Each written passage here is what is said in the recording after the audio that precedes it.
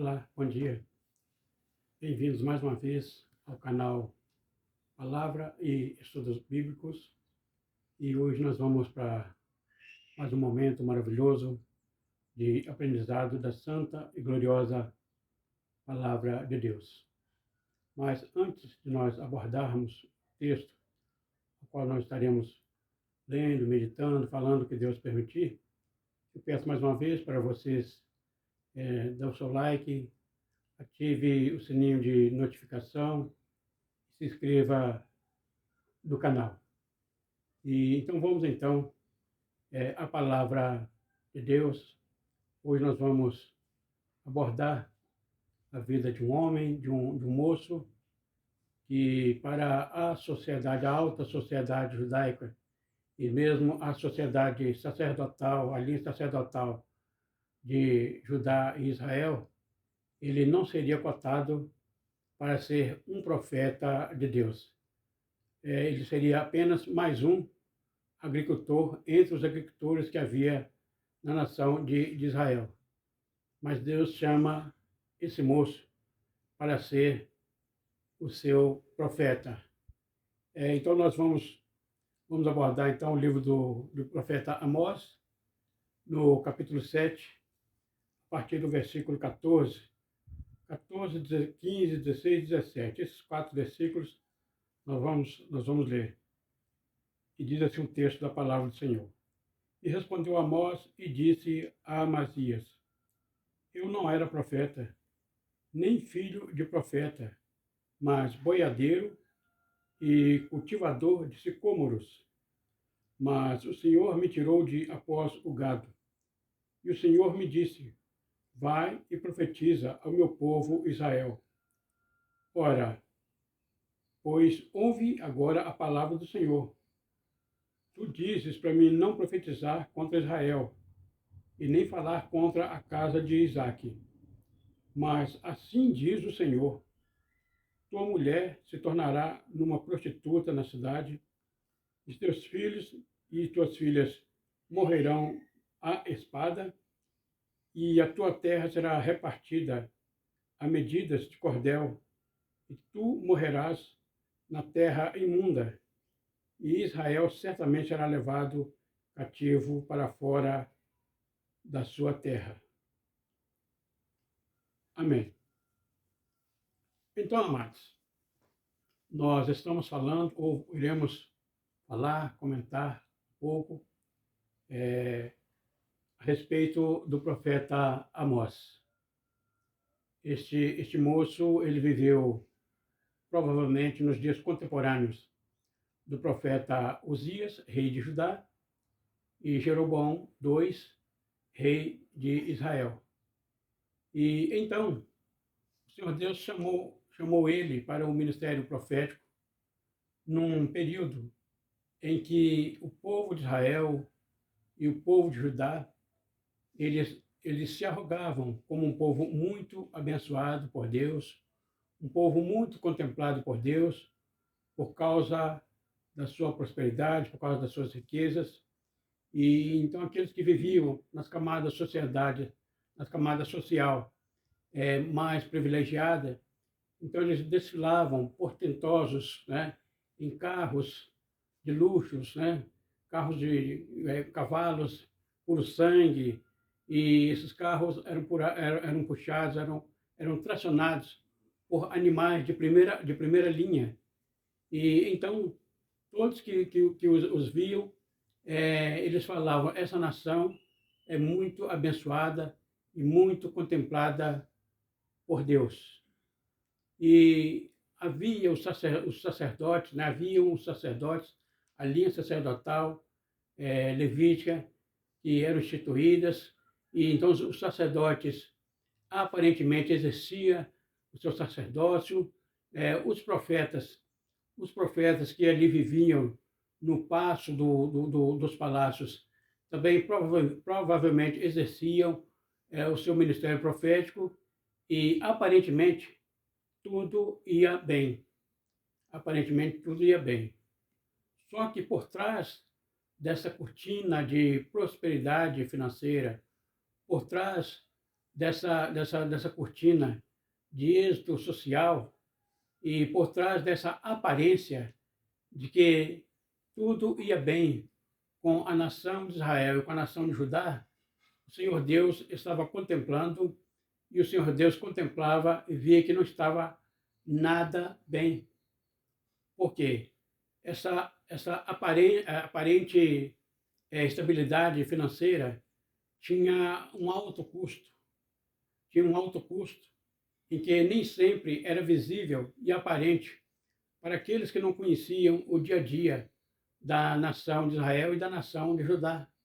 Porque por trás desse pano de sucesso, por trás dessa aparência de sucesso, havia uma camada muito grande de pessoas que estavam pagando o preço. Ou seja, essas pessoas eram trabalhadores, eram agricultores, da mesma descendência de Abraão, eram israelitas, eram da tribo de Judá, mas aqueles que dominavam sobre eles agiam como se eles não fossem seus concidadãos, agiam como se eles não fossem seus compatriotas. E assim, então, aqueles que eram muito ricos ficavam cada vez mais ricos, e aqueles que eram pobres ficavam cada vez mais pobres. Por quê? Aqueles que eram mais pobres, às vezes tinham um pedacinho de terra, tinham alguns hectares de terra, então eles eram obrigados a fazer empréstimos com aqueles que detinham o poder econômico e financeiro da nação. E então, esses empréstimos outorgados, concedidos, eram concedidos a custo de um juro muito alto, um preço muito alto para ser devolvido. E quando esses agricultores, ou pastores, ou em alguns casos, alguns pastores de ovelhas, de gado, como o caso de Amós, que era boiadeiro, então quando eles iam vender o fruto do seu trabalho para poder pagar as suas dívidas e ainda deter algum recurso para a sobrevivência da sua família, eles não conseguiam, porque essas pessoas compravam seus produtos muito barato, num preço muito barato, num preço muito irrisório, e então eles não conseguiam pagar, as suas dívidas, e não raramente aqueles que eram para ser acolhidos, aqueles que eram para ser amparados pelos governantes israelitas ou da nação do sul, a nação de Judá, então eles eram então expoliados, eles eram explorados e eram vendidos, às vezes, não raramente, eles eram adquiridos como escravo para a paga das suas dívidas. Eles e suas famílias eram adquiridos para então pagar o preço do empréstimo, cujo juro era muito exorbitante.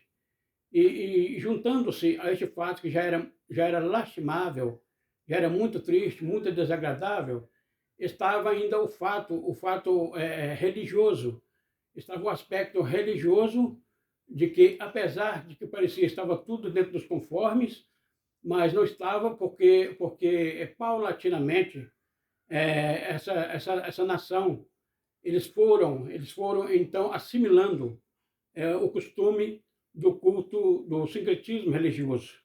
Ou seja, eles sacrificavam ao Senhor nosso Deus, eles sacrificavam ao Deus de Israel, né, para segundo eles, está tudo bem entre eles e o Senhor Deus, o Senhor Jeová, mas ao mesmo tempo eles sacrificavam a Baal, eles sacrificavam a Moloque,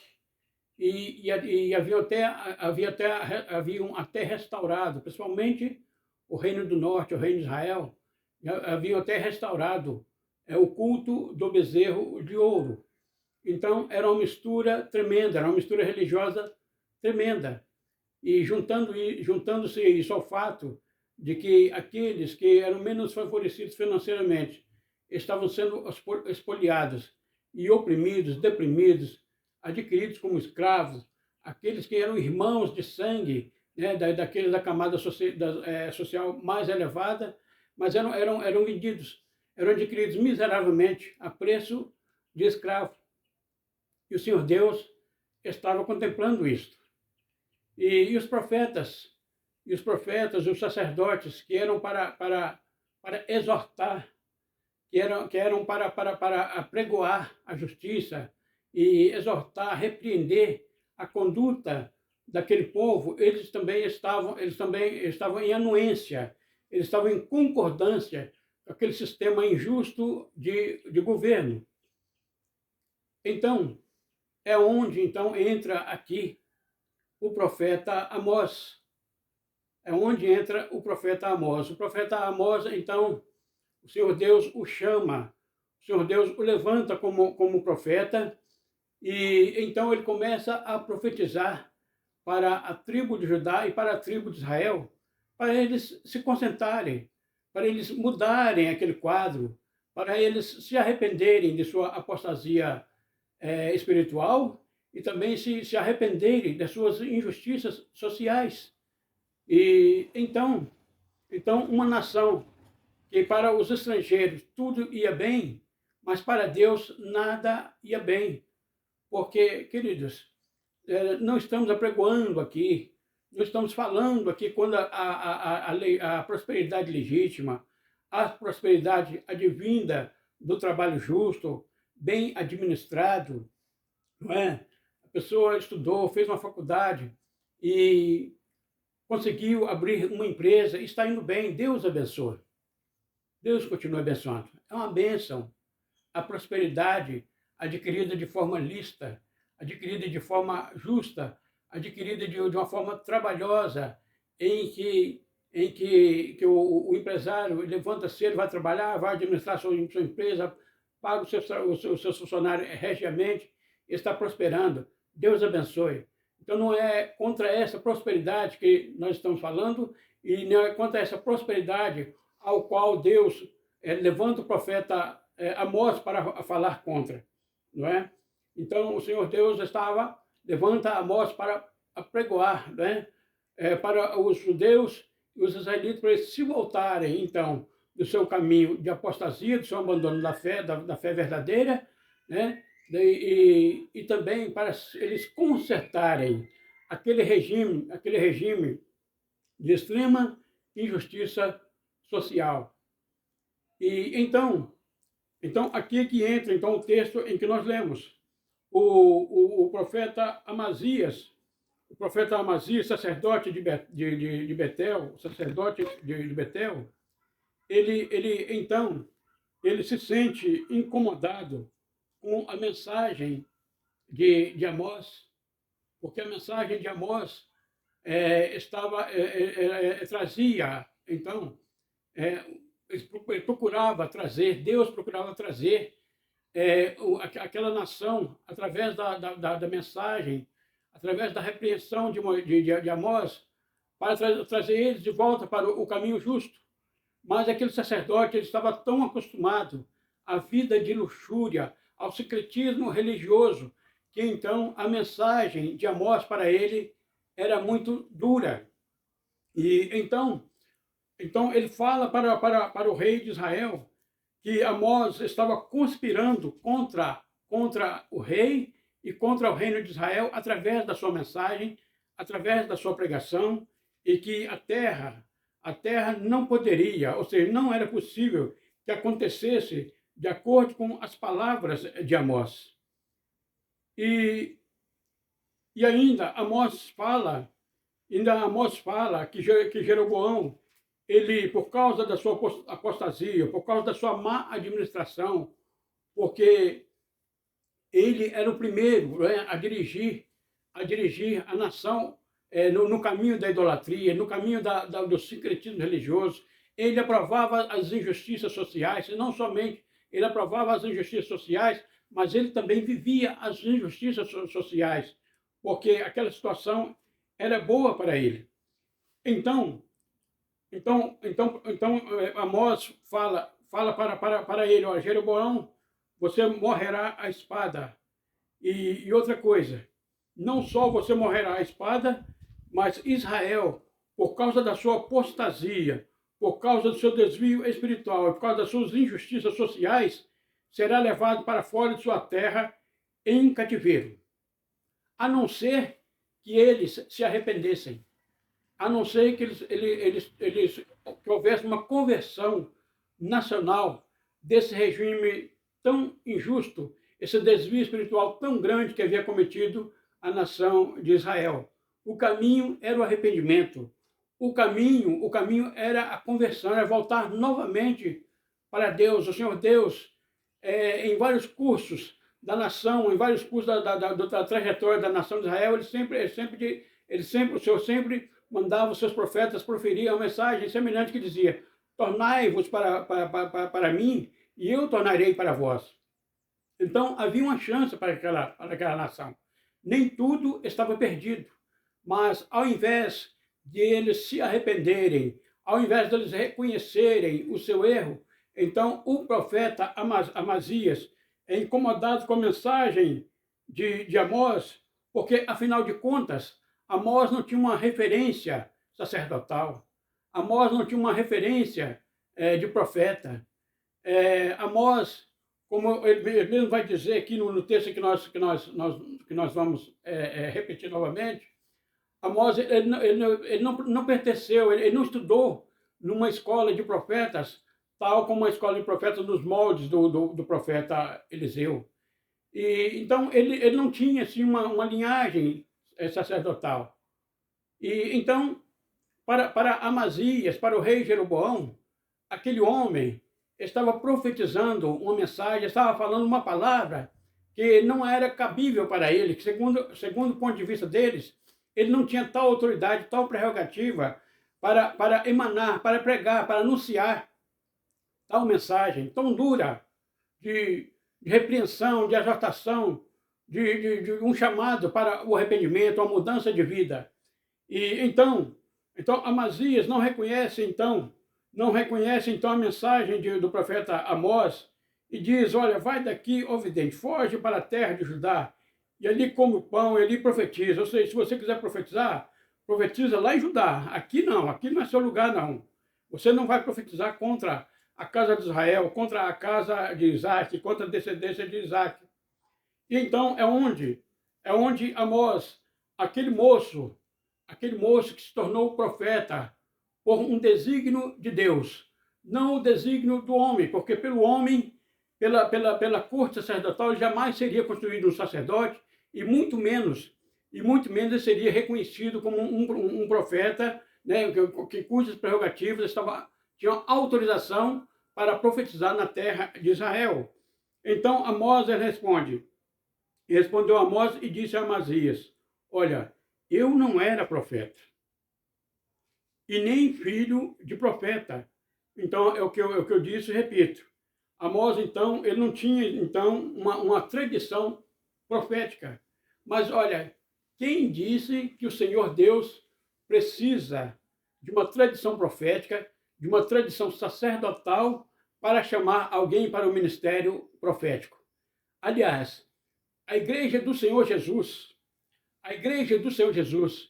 está repleto de homens e mulheres que são profetas de Deus, são pessoas que eram verdadeiros improváveis para se tornar um profeta, para se tornar um professor de escola bíblica, para se tornar um pastor, para se tornar um líder de célula, para se tornar um profeta, um anunciador do Evangelho do Senhor Jesus Cristo, para se tornar um missionário, para se tornar um evangelista. Então, a igreja do Senhor Jesus está repleta de pessoas que traz essa linhagem improvável na sua vida.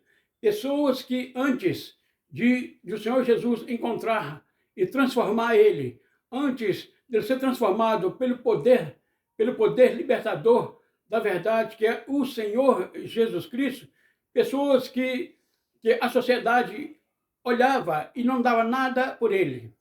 Mas a igreja do Senhor Jesus está repleta, está cheia de pessoas improváveis, exercendo o ministério profético no século XXI. Graças a Deus. Então, porque Deus não precisa de tradição sacerdotal, e de tradição profética para escolher um homem e uma mulher para ser o seu canal, para ser usado como um instrumento de bênção nas suas mãos para a transformação e o alcance de outras vidas, de vidas que estão sofrendo, de vidas que vivem na idolatria, de vidas que vivem em tradições religiosas. Deus não precisa. O Senhor Deus requer apenas um coração transformado pelo poder do Evangelho do nosso amado e Salvador Jesus Cristo.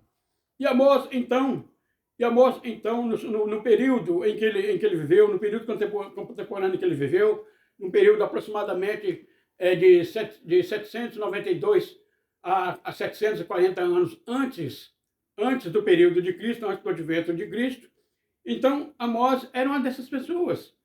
E então, ele diz aqui, olha, eu não era profeta, nem filho de profeta, meu pai não era profeta, mas eu era boiadeiro e plantador, agricultor ou cultivador de sicômoros. Então, mas o Senhor me tirou de trás do gado, e o Senhor me disse, vai e profetiza ao meu povo Israel. Então, queridos, aí está a maravilhosa soberania de Deus. Então, o Senhor Deus não foi até o rei pedir autorização para escolher Amós para o ministério profético. Não foi até o sacerdote Amazias, desviado, apostatado da fé, do seu secretismo religioso, pedir autorização a ele para escolher Amós para o ministério profético. Porque Deus não precisa pedir autorização para ninguém do que ele vai fazer nos seus santos e soberanos desígnios. Deus escolhe, pronto, e acabou. Porque ele é o dono da vida, ele é o dono da seara, ele é o dono do reino, ele é o rei do reino, ele é o dono, ele é o Senhor, ele é o governador do reino. E então, Deus escolhe, então, Amós. Que vergonha para o rei Jeroboão, que vergonha para o sacerdote Amazias e para os demais companheiros deles, porque certamente haviam lá mais profetas, haviam lá mais sacerdotes que se achavam mais condicionados a exercer aquele santo ministério. Mas que vergonha para eles, porque Deus então levanta um boiadeiro para repreender a nação, porque aqueles que aparentemente estavam condicionados ou deviam estar condicionados, não estavam condicionados, porque eles estavam fora do propósito de Deus, achando que estava tudo bem e não estava. E então, possivelmente, a mensagem do sacerdote Amazias e de seus companheiros do rei não trazia uma exortação de arrependimento, não trazia uma exortação a uma vida de santificação, uma vida de separação dos ídolos, a uma vida de justiça social. Não trazia, porque essas mensagens, para aqueles que estão na luxúria, para aqueles que estão no bem bom enquanto os demais sofrem, essa mensagem para eles incomoda. E Amazias trouxe essa mensagem que incomodava, mas que era necessário. Nem sempre o Senhor Deus, o Senhor Jesus vai dizer, não temos, meu servo. Sim, tem aquele dia que nós precisamos. Mas, às vezes, haverá aquele dia em que Deus vai mudar, vai mandar nós consertarmos, nós melhorarmos as nossas obras, mudarmos as nossas atitudes. E era isto que a nação de Israel estava necessitando. Porque a nação de Israel estava como uma manada de boi, como um rebanho de boi. Porque os bois, eles necessitam de um guia, eles necessitam do boiadeiro para estar guiando, para estar direcionando eles, para eles não caírem no buraco, para eles não caírem num lamaçal de lodo. Se estiver numa região em que está cheio de brejos, então o boi ele necessita de um guia. E esse guia tem que ser bom, esse guia tem que conhecer do seu ofício. Esse guia não pode ser mercenário. E então Israel estava como um rebanho sem a direção do boiadeiro, sem a direção do pastor. E então o Senhor escolhe então Amós, um boiadeiro para trazer essa direção para o rebanho de Israel, visto que aqueles que deveriam exercer oficialmente a função de pastor e de diretor do rebanho de Israel, eles estavam perdidos, como o demais restante que compunha o rebanho israelita. E também o Senhor, também, além de Amós ser boiadeiro, também Amós cultivador, agricultor, plantador de sicômoros. E então o Senhor escolhe então um homem com essas duas características. Primeiramente, na característica, no âmbito espiritual, Amós era um homem fiel ao Senhor Deus. Era um homem que, do ponto de vista religioso social, não estava cotado para nada, mas para Deus ele estava cotado para ser um homem que seria e foi o seu profeta. E então além de boiadeiro, Amós ele era cultivador de sicômoros. Sicômoros, também chamado de figos bravos. Um pé de sicômoros também, ele é conhecido como um pé de figueira brava. E então, também esse fruto do sicômoro nos traz também um grande ensinamento. E nos faz lembrar que antes de nós termos um encontro com o Senhor Jesus, nós éramos como um pé de figueira brava. Nós éramos frutos de figueira brava, que precisou ser enxertada, precisou ser trabalhado pelo Senhor Jesus para sermos enxertados na oliveira verdadeira, que é o nosso amado e Salvador Jesus Cristo. Então,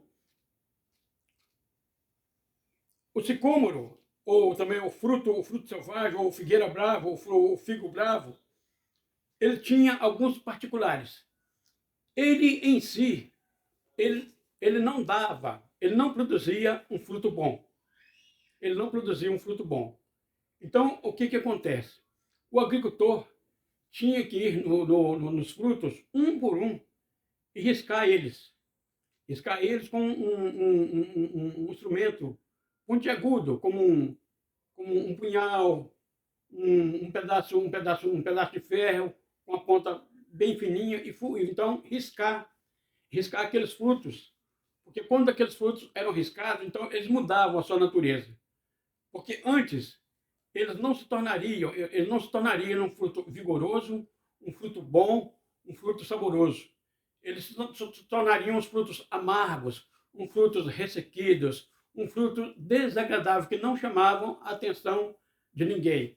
Mas então, ao se riscar esses frutos, então esses frutos emanavam um líquido, como um álcool, como um substantivo do etileno, e esse etileno, então, ele agia, ele escorria pelos frutos, e então ali acontecia uma transformação naquele fruto. Aquele fruto de um fruto verdoengo, um fruto verde, um fruto que não tinha um crescimento promissor, que não teria uma aparência promissora e não uma aparência agradável para consumo. Então, agora aquele fruto, então, ele sofreu uma transformação completa, uma transformação 360 graus. Ele, de um fruto minguado, um fruto ressequido, ele se tornava, então, um fruto amadurecido, um fruto vigoroso, grande e saboroso. E aí todos queriam comer daquele fruto, todos queriam provar daqueles frutos.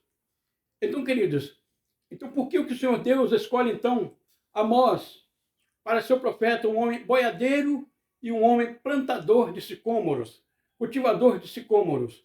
Porque assim estava a nação de Israel. Um rebanho sem direção e também um grupo de pessoas, uma nação composta de pessoas que estavam produzindo frutos desagradáveis. E então o Senhor Deus entra no caminho e usa então o profeta Amós, com uma mensagem, como um instrumento cortante, um instrumento furante, com uma espada afiada de 2 gumes, que assim é a palavra do Senhor.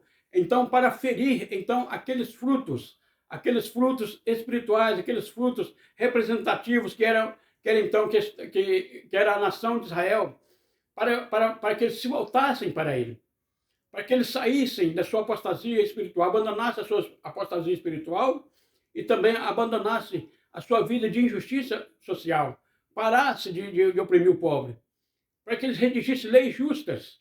E então a mensagem de Amós era como o instrumento pontiagudo. Mas é assim mesmo, querido. A palavra do Senhor, ela é doce como mel. Quando nós precisamos de correção, quando nós precisamos melhorar nossas atitudes, então ela é mesmo um instrumento pontiagudo e vai nos ferindo, ela vai ferindo os nossos frutos, para que nós possamos nos tornar frutos agradáveis, frutos chamativos, para que as pessoas olhem para nós e contemplem Deus em nossas vidas. Então, às vezes, muitas das vezes, não raramente, muitos de nós somos feridos pelo Senhor. E olha, queridos, algumas vezes esses ferimentos vêm de correção e esses ferimentos algumas vezes vêm debaixo da permissão de Deus, como foi o caso do nosso irmão Jó, como foi o caso do apóstolo Paulo, que Deus permitiu ele ser ferido muitas das vezes, mas porque ele era um vaso escolhido nas mãos do Senhor. Não é porque Deus quer nos maltratar, é porque Deus quer nos melhorar, Deus quer nos transformar. Deus desejava uma transformação da nação de Israel, que estava caminhando fatidicamente para a ruína espiritual, estava caminhando para um cativeiro social por causa da sua desobediência a ele. E então é onde o Senhor levanta o profeta Amós. Este moço, que de boiadeiro e plantador de sicômoros, ele foi agora a profeta de Deus. Ele agora era um profeta nas mãos do Senhor Deus. Então nós repetimos, Deus chama aqueles que são improváveis. Isso nos ensina que assim como o profeta Amós, que era um improvável, mas que foi chamado por Deus, nós também fomos chamados por Deus. Deus te escolheu, Deus te chamou, Deus te transformou, Deus te feriu, Deus permitiu feridas na sua vida, Deus permite feridas em nossa vida, porque através do etileno que vai escorrendo sobre nós,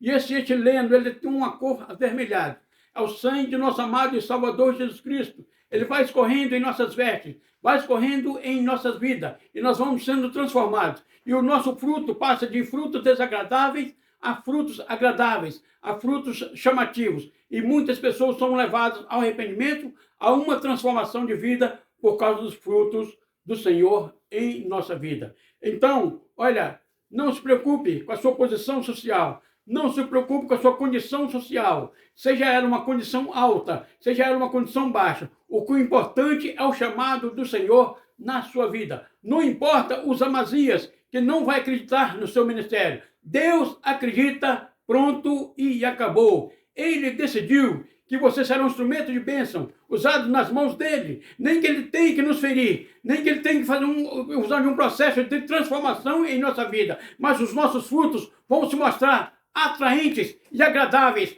para a glória de nosso amado e Salvador Jesus Cristo. Queridos, que Deus nos ajude, que Deus nos abençoe.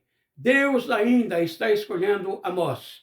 Deus ainda está chamando homens e mulheres para que, como Amós, seja o profeta da mensagem genuína da sua santa e gloriosa palavra no século 21. Que o Senhor nos ajude, que o Senhor nos guarde e vamos trilhando esse caminho e obedecendo o chamado de Deus. Porque ainda que outros não acreditem, Deus acredita, tanto que acredita que Ele nos chamou. Ele te chamou, Ele me chamou, Ele nos escolheu para a honra e glória do seu santo nome. Que Deus os abençoe em o nome de Jesus.